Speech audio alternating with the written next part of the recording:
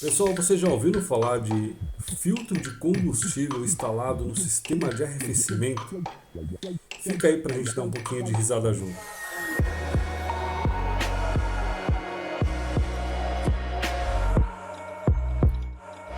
Beleza, pessoal? Sempre que eu sento aqui na bancada para fazer algum tipo de reparo que eu faço mais aqui na bancada do lado do computador, eu sempre fico assistindo vários vídeos, seja um vídeo mais nada a ver, ou um podcast, alguma coisa para diversão. E é claro que eu também fico procurando muita informação sobre esse tipo de trabalho que a gente faz. Fico sempre dando uma olhada por aí, sempre antenado e sempre procurando algumas informações. Em algum momento esses dias aí eu procurei alguma coisa sobre arrefecimento que eu nem lembro o que era. Mas enfim, eu acabei recebendo depois, como é que chama?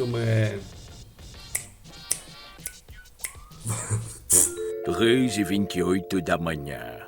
Várias recomendações quando eu atualizava a página de alguma coisa relativa a arrefecimento. Vocês sabem como é que é? Às vezes você procura um termo e ele fica mostrando um monte de coisa sobre isso. E apareceu ali pra mim, filtro no arrefecimento depois de 500 km. Eu assisti o vídeo do cara e ele falando que colocou, aí ele cortou o filtro, mostrou que tinha sujeira, mostrou dentro do reservatório que tava tudo limpinho e tudo mais. Vai fazer um teste com 1000 km, com 2000, sei lá quanto. Aí eu fui ver um outro vídeo aí. Não são esses vídeos aqui, tá, pessoal? Deixei aí só pra dar uma ilustrada. Embora esteja aí no meio, a maioria está criticando essa ideia, mas tem alguns aí falando, não, vou fazer o teste, outro fiz o teste, funciona bem, o outro ficou limpo, o aditivo vai durar muito mais tempo, outro falando que se usar isso não precisa usar aditivo.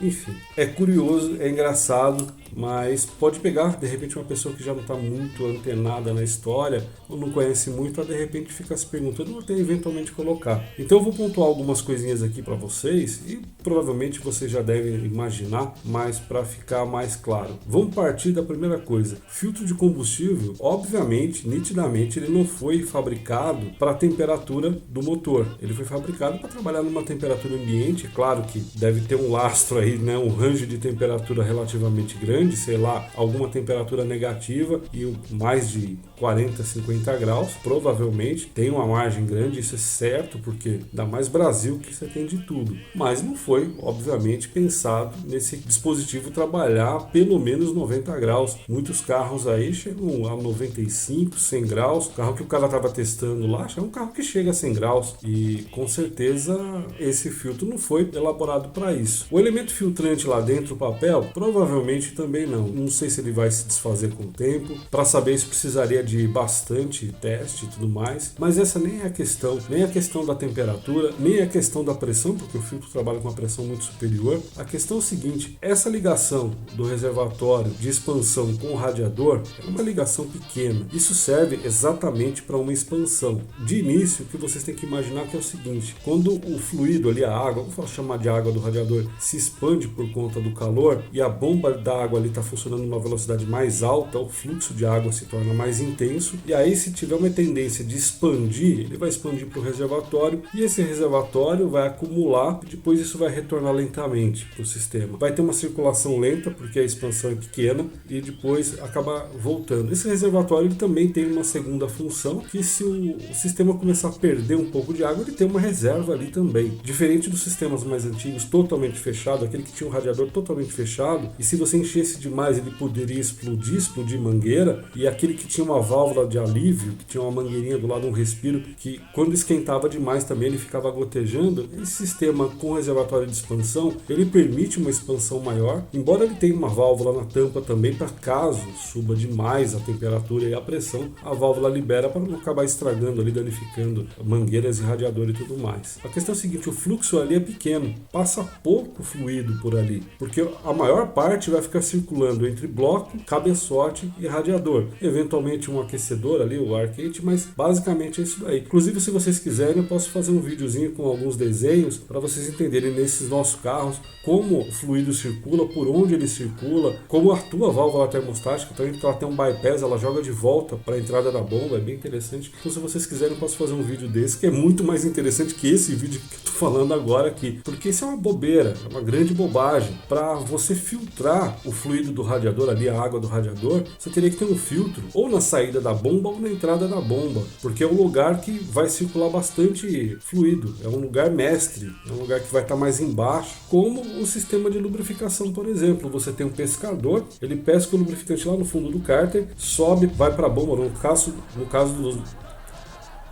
caso dos nossos carros, sobe, vai para a bomba, aí da bomba, já pressurizado, ele passa pelo filtro e aí ele se espalha para o motor. É nesse ponto que ele se espalha para o motor, depois da bomba. No nossos casos, pode ter um caso ou outro que é um pouco diferente, mas em suma normalmente é assim. Ou o filtro está antes ou o filtro está depois, mas todo o fluxo vai passar por ali e aí ele retorna para aquele lugar principal, que no caso é o cárter. No sistema de arrefecimento, esse filtro também teria que estar lá embaixo, junto com a bomba, alguma coisa assim, para todo o fluido passar teria que ser um filtro enorme, um filtro pequeno, restringe pra caramba, teria que suportar a temperatura. Só por isso já consegue imaginar que é uma grande bobagem. Mas tem um outro ponto também. Meu carro, falar o meu carro fica como prova, mas a questão é o seguinte, o sistema de arrefecimento do meu carro, por estar sempre com aditivo, eu nunca tive problema de corrosão de selo, nunca tive problema de corrosão de bomba, tive problema de desgaste da bomba por bastante uso dela mesmo. Nunca tive problema daquele tubo que se conecta atrás da bomba ali no bloco,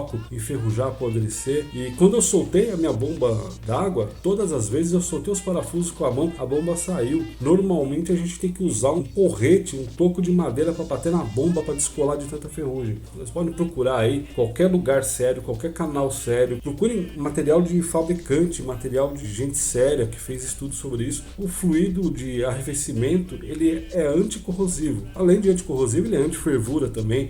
Ou seja, você chegou nos 100 graus, ele não vai entrar em ebulição, não vai expandir demais, não vai causar um sério problema porque ele eleva o ponto de ebulição. Então o ponto de fervura do líquido ali ele é mais alto do que os 100 graus. Por isso que os motores inclusive trabalham mais quentes hoje em dia. Então o fluido que a gente tem aqui no Brasil, que em geral não é anticongelante porque a gente não precisa disso, ele é antifervura, ele acaba por lubrificar porque ele tem uma textura levemente oleosa e ele é anticorrosivo. E o curioso de tudo é que muita gente inclusive profissional, fala aquela história velha, se o carro rodou com água, ele tem que rodar sempre com água porque o aditivo corrói. Na verdade, o anticorrosivo, o próprio nome é ilustrativo, ele não tem o que você questionar, ele é anticorrosivo. Seria a mesma coisa que dizer que um WD-40, que é um desengripante, que ele vai engripar num parafuso enferrujado na hora de tirar. Seria a mesma coisa dizer que um óleo de motor vai agredir e lixar, vai esmirilhar, vai desbastar o motor porque ele é abrasivo. Então são coisas que não fazem sentido. Inclusive, nessa ideia, se vocês quiserem, além daquela ideia do fluxo de água ali, que eu acho que provavelmente vocês vão querer, embora eu já tenha aí um vídeo explicando mais ou menos, mostrando no carro, mas com desenho talvez fique um pouco mais claro para entender, porque no carro ali, às vezes a coisa não está muito clara, né? Poderia fazer, e eu queria fazer também, um teste com fluido de radiador, mas não comparando os fluidos. Pegar um dos melhores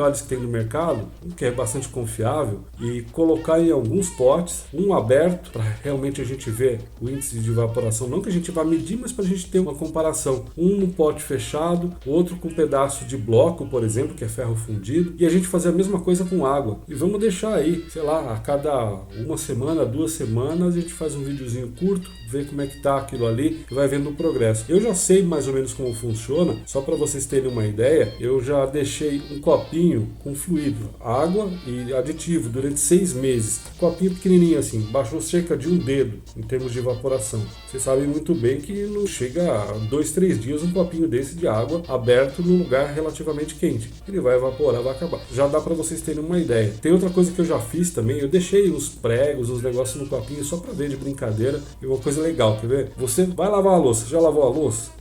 Então, você vai lavar uma louça com a famosa palha de aço, o famoso bombril. Você usou ele e deixa ela na pia. O que vai acontecer depois de algumas horas, dependendo do dia, mais quente, mais frio, a temperatura variar, se ficar mais úmido? O fato é que em menos de um dia aquilo está enferrujado. Se você deixar para o dia seguinte, aquilo já está esfarelando. Você pode fazer o teste na sua casa. Pega um copinho de fluido de radiador, qualquer um de marca boa, diluído ou não, e você pode pôr pronto, coloca essa palha de aço lá dentro e depois de 6 meses você dá uma olhada como é que vai estar. Te garanto, ela vai estar do mesmo jeito, ela não vai enferrujar. Se você fizer isso com um copinho de água, não preciso nem falar para vocês o que vai acontecer. Mas eu estou dando spoiler do que poderia ser um testezinho, uma brincadeira que a gente poderia fazer. Mas enfim, pessoal, dá uma olhada, digita aí, ó, filtro no arrefecimento. ou filtro no radiador, ou alguma coisa desse tipo. Dá uma olhadinha aí, depois vem aqui embaixo comentar, que daí eu vou comentar com vocês aí, que a gente vai dar bastante risada dessa história, porque é um negócio estranho. Cada hora é uma coisa, inclusive. Se vocês quiserem indicar alguma coisa do tipo, olha, o pessoal tá fazendo umas gambiarras, umas doideiras, fazendo isso, fazendo aquilo, a gente dá uma olhada aí, se compensar, a gente dá risada, porque já teve economizador de combustível que organiza moléculas. Já ouviram falar disso? No passado teve. Os caras vendiam um negócio lá que era...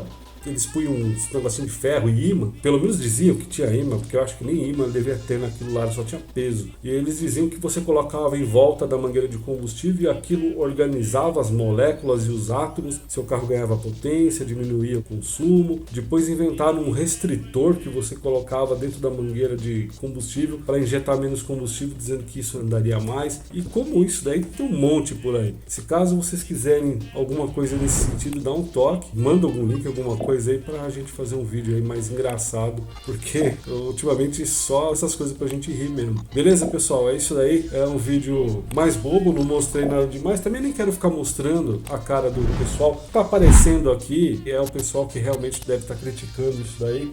Os que estão falando que é legal pra caramba, deixa pra lá, não vou nem criar caso, nem ficar divulgando, mas dá uma olhada nisso daí, que eu acredito que vocês vão achar um negócio bem engraçado. É isso aí, pessoal.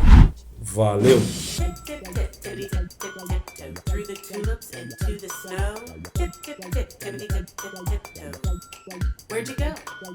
Tip, tip, tip, tippity, tip, tip, tiptoe. Under the sea, over the rainbow. Tip, tip, tip, tippity, tip, tip, tiptoe. Where'd you go?